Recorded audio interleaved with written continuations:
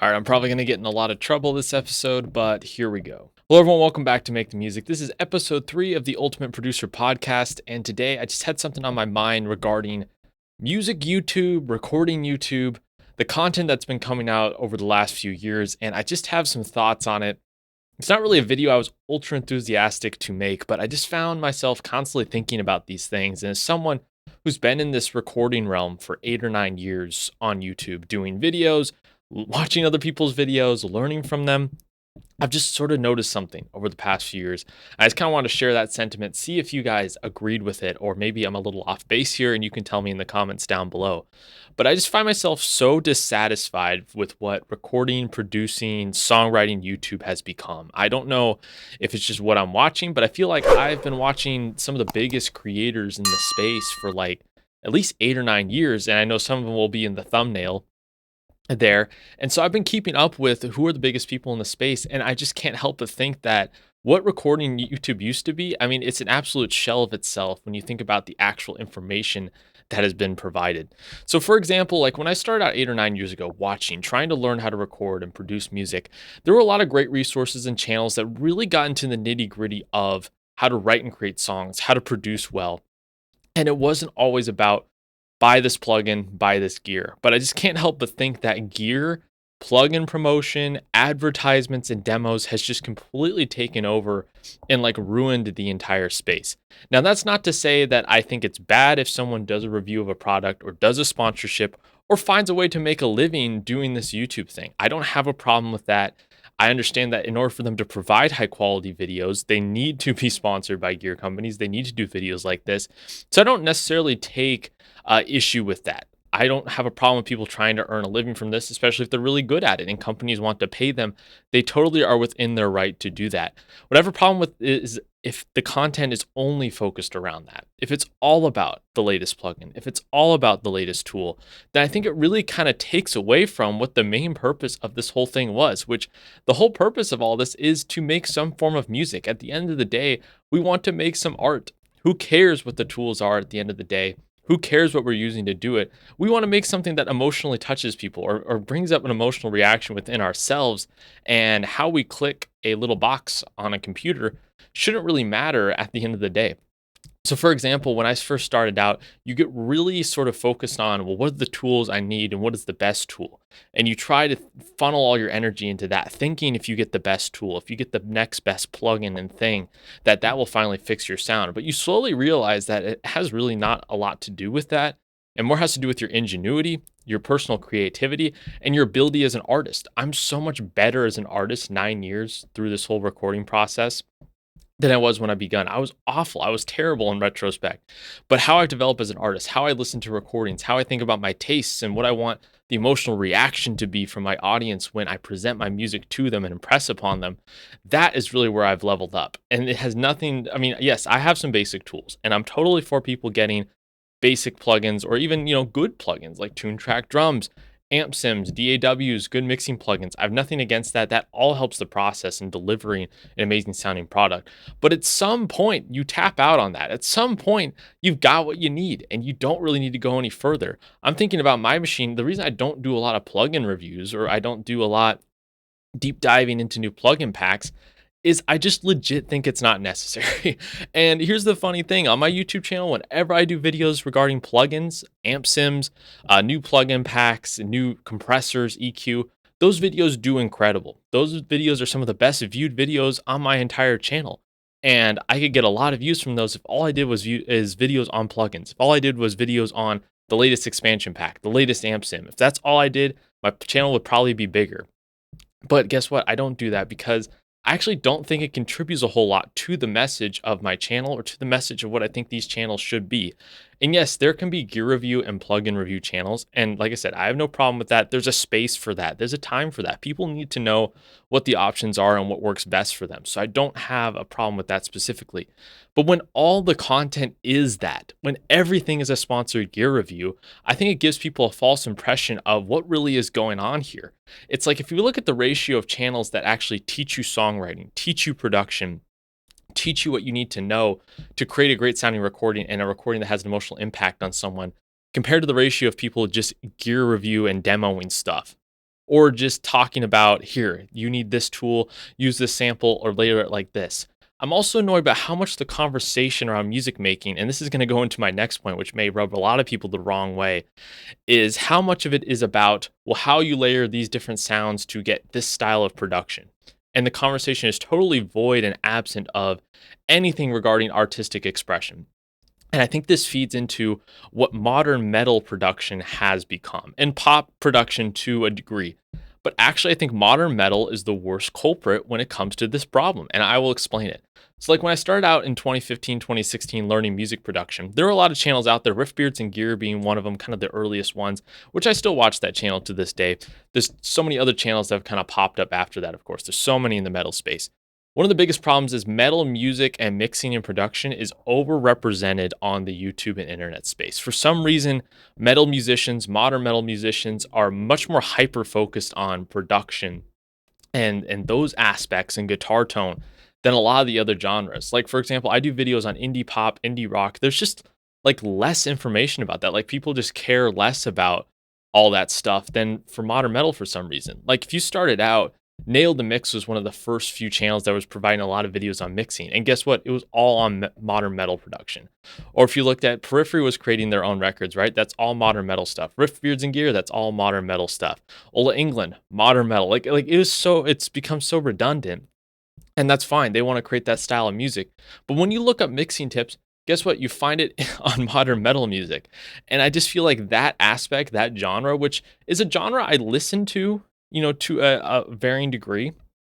I'm not going to say I'm a snob and I don't listen to modern metal. Of course I do. I've done Match the Sounds on modern metal tracks all the time. I've done modern metal tones. I think it's a cool genre, but it's not the only thing I listen to. And to be honest, in 2024, I've probably listened to modern metal the least I've had in the last 8 or 9 years because I'm getting sick of it. And I'm getting burnt out on the production style of it.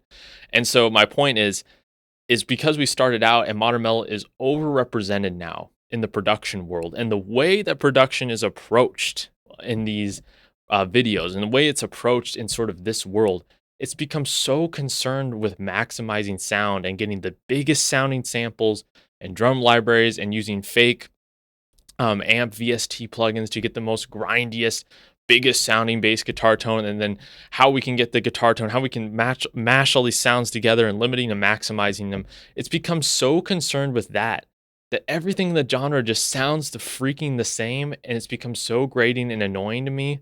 I don't, and it's funny because I've produced records or I've mastered records or done Match the Sounds where that's what I'm doing. And I think it's an interesting case study in studying those sounds. But at this point in my journey, in terms of making content, watching people's content, listening to music, I'm really starting to get burnt out on it when it's like 8 or 9 years of this pursuit. And I see a lot of people pursuing it in this way. They're trying to just maximize their sound so they can produce what I feel like has just become a stale metal sound for like 10 years at this point. Like, where is this going? Where is this progressing? It's just like the same thing. Take your drum machine plugin, layer some giant sounding samples, use a fake bass VST to get that grindy bass tone, use the latest PV150 or Mesa amp sim, whatever, plugin, do some EQ to it and then compress the living hell out of it. And look at that, I've got a massive sound. And that's great. You can get a massive sound. But where's the artistic expression in this? All the conversations are in the wrong theaters. We're all focusing on the wrong stuff, in my opinion. That's why, in terms of the market share of what people actually listen to in the real world, I know this is tough because like I'm a bit in the metal world as well, so I understand, but the metal world is very self-contained. People within the world think it's big and they take it very seriously. I'm going to get in a lot of trouble for saying this, but I don't care. Okay, you can land base me in the comments, but people in that world think it's big and it's a big deal when a record comes out there. But in terms of what people actually listen to, this is just the facts. Okay, a lot of people, they don't pay attention to what's going on in the modern metal world. It's a very small market share compared to everything else. And because we're limiting ourselves in how we make metal music today, it's never going to grow beyond that. It's just going to stay in this little microcosm. It's just going to stay here. Yes, there's a few bands that occasionally break out of that. So a band like Bring Me the Horizon is a great example. But I wouldn't say they're fully metal. They explore a whole bunch of other genres, especially in the last 10 years. They've really been diversifying. But if you think about the largest like hard rock metal acts that are touring now, it's not the bands in this tiny little space.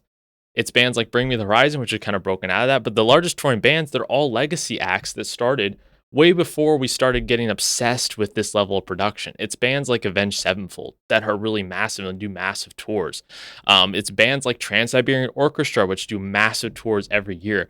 And they're not over concerned with producing within this sort of box that we've created for how metal needs to sound. Those are the largest bands. They're not doing that because it's become so vanilla. It's become so generic. It's become so the same thing. And I hate sounding like I'm old man yelling at clouds when I'm not even old. And I hate venting in this way because there's so many great artists in that space.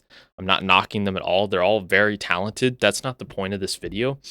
The point is, if we want to grow in terms of this YouTube space, in terms of creating something that's artistically interesting, in terms of getting people interested in guitar music, in cool riffs, we need to learn to grow beyond this. We need to learn to grow beyond the latest amp sim, the latest drum plugin, and get people interested in songwriting and creating something interesting. I want to see more videos about how to write interesting riffs, how to use modes when, writing songs and things like that. I want to hear melodies again in metal music. I'm done with screaming. I think it's just so boring. I think it's so overused at this point. And again, leave a comment. This is my opinion, of course, but it's like we've been doing 25 years of the screaming breakdown thing. This is so old. It's just so recycled at this point. And it's like, and I'm a younger guy who grew up listening, I'd say the last 8 years I've been really listening to a decent amount of modern metal. So I'm not just some guy coming from the outside here. Listen to my Match the Sounds. I've matched the sound modern metal stuff, pretty decent. I know what the genre is and I enjoy a lot of the music there. But it's just like, I feel like this is so overused at this point.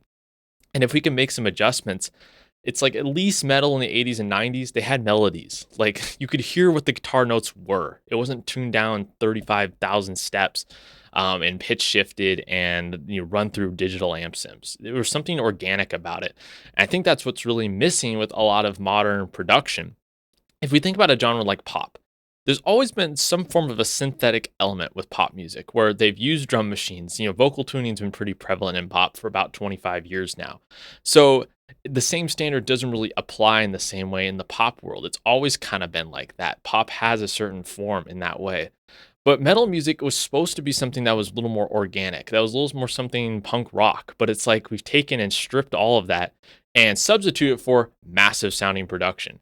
It's like if every record sounds massive, no record sounds massive anymore. And to me, I think that's just what's happening. Everyone's using the same drum libraries. Everyone's using the same plugins. Everyone's using the same amp sims. And at first it's cool. You're like, I can get a massive sound. I know how to get a massive sound now. And that's cool, but the novelty wears off.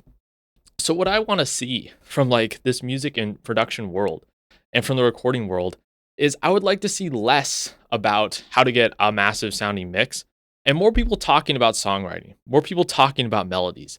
Because when I do videos on that, on songwriting, how to create your own tracks and how to create something that's interesting, nobody watches those videos. But if I show you how to mix with a plugin and get a massive sounding guitar tone, everybody watches that. So I understand why less videos are made on that. They go to where the people are.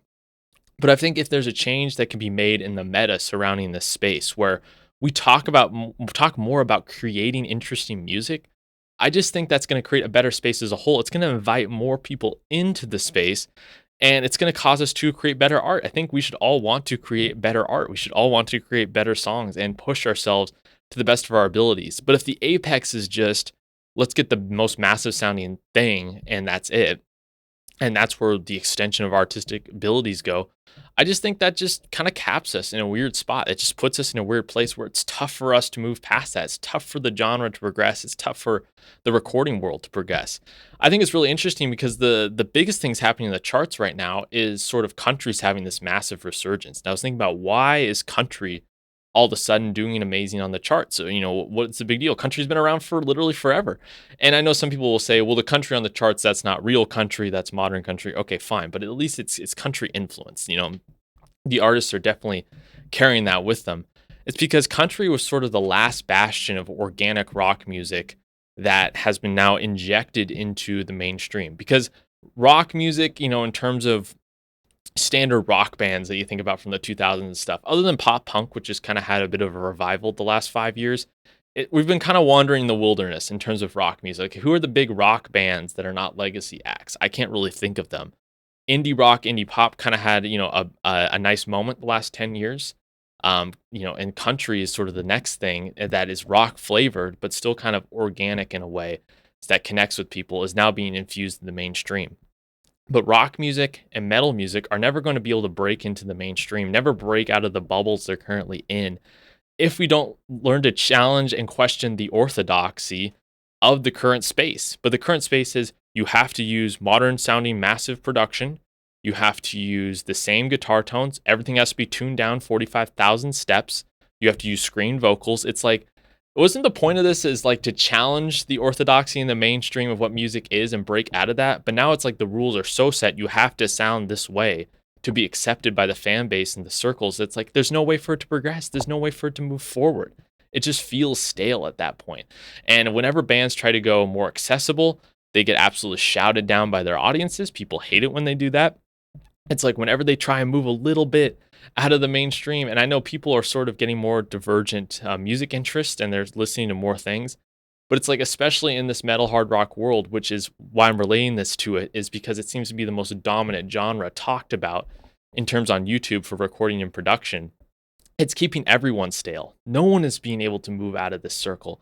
Like I said, I've seen this for about the past decade. The meta really hasn't changed on this and probably has just gotten worse. It's like, how many amp sim review videos do we need before people put down the computer and go record something? How many videos do we need about a new drum plugin? And look, I'm all for options. Having options is great.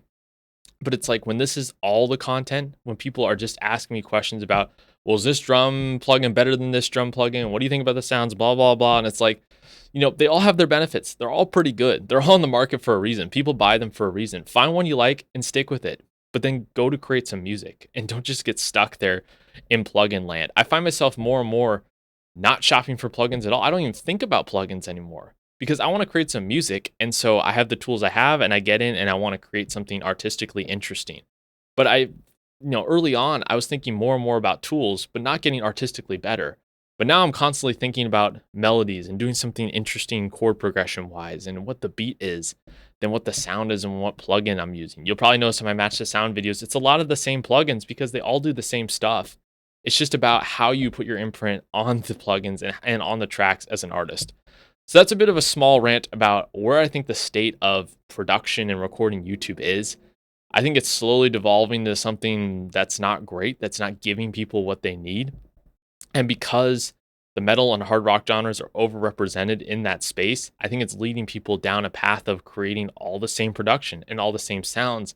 And I don't know if that's a good thing. And so I just want to kind of voice my opinion on that. Leave your comment down below. If I'm so wrong, if I'm so off, let me know. Be nice a little bit. Try to be nice, okay? But I understand if you disagree, go ahead. I'd like to hear your thoughts there. But if you share a sentiment with me, or you think there's at least a grain of truth in what I'm saying, or there's something you agree with, I'd also like to hear a comment down below. But I feel like things are getting stuck and a little stagnant.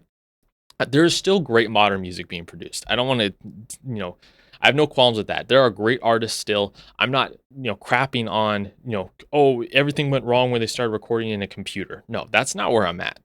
What I'm at is we need to stop letting the tools abuse us, and we need to use the tools to create better music, not just for the sake of getting a massive sound, whatever that happens to be. So leave a comment down below. If you like the channel, like and subscribe to the channel. I do podcasts like these. I do videos where I match the sound. I do plugin videos, tone matches. I do all sorts of stuff, but with an emphasis on helping you create amazing sounding music in your home studio, because that's what this is all about, creating music, creating something that's artistically interesting. So thank you so much for watching. Anyways, I'll see you guys next time.